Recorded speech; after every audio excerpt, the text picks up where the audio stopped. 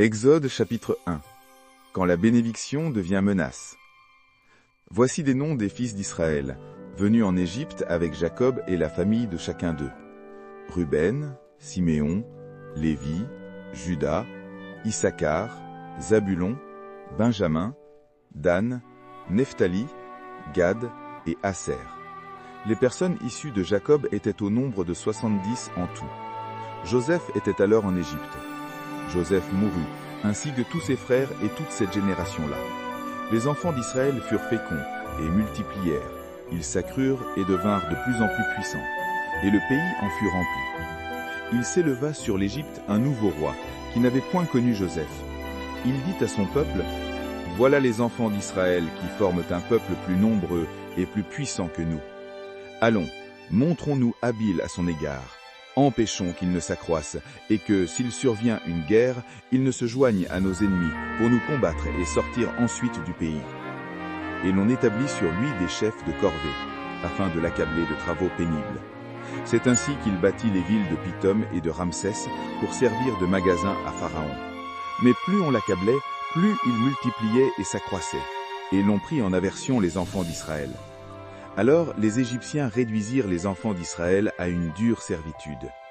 Ils leur rendirent la vie amère par de rudes travaux, en argile et en briques, et par tous les ouvrages des champs. Et c'était avec cruauté qu'ils leur imposaient toutes ces charges. Le roi d'Égypte perla aussi aux sages-femmes des Hébreux, nommées l'une Shifra et l'autre Pua. Il leur dit, « Quand vous accoucherez les femmes des Hébreux et que vous les verrez sur les sièges, si c'est un garçon, faites-le mourir. Si c'est une fille, laissez-la vivre. » Mais les sages-femmes craignirent Dieu et ne firent point ce que leur avait dit le roi d'Égypte. Elles laissèrent vivre les enfants. Le roi d'Égypte appela les sages-femmes et leur dit, « Pourquoi avez-vous agi ainsi et avez-vous laissé vivre les enfants ?» Les sages-femmes répondirent à Pharaon, « C'est que les femmes des Hébreux ne sont pas comme les Égyptiennes. Elles sont vigoureuses et elles accouchent avant l'arrivée de la sage-femme. » Dieu fit du bien aux sages-femmes, et le peuple multiplia et devint très nombreux. Parce que les sages-femmes avaient eu la crainte de Dieu, Dieu fit prospérer leur maison. Alors Pharaon donna cet ordre à tout son peuple. « Vous jetterez dans le fleuve tout garçon qui naîtra, et vous laisserez vivre toutes les filles. » Méditons. Le peuple d'Israël grandit, et cette croissance suscite la peur. Ce que Dieu bénit dérange souvent ceux qui veulent contrôler. La multiplication n'est jamais un oubli de Dieu, mais le signe qu'il accomplit sa promesse. Prions. Seigneur, même quand ma bénédiction attire l'opposition, aide-moi à rester fidèle. Amen. Chers frères et sœurs, merci d'avoir suivi cette méditation sur Parole de Dieu au quotidien.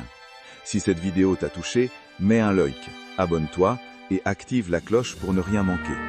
Chaque jour, laisse la parole de Dieu fortifier ta foi, apaiser ton cœur et illuminer ton chemin. Partage cette vidéo pour que la lumière de Dieu continue de briller dans le monde. Et souviens-toi, Dieu t'aime et marche avec toi chaque jour.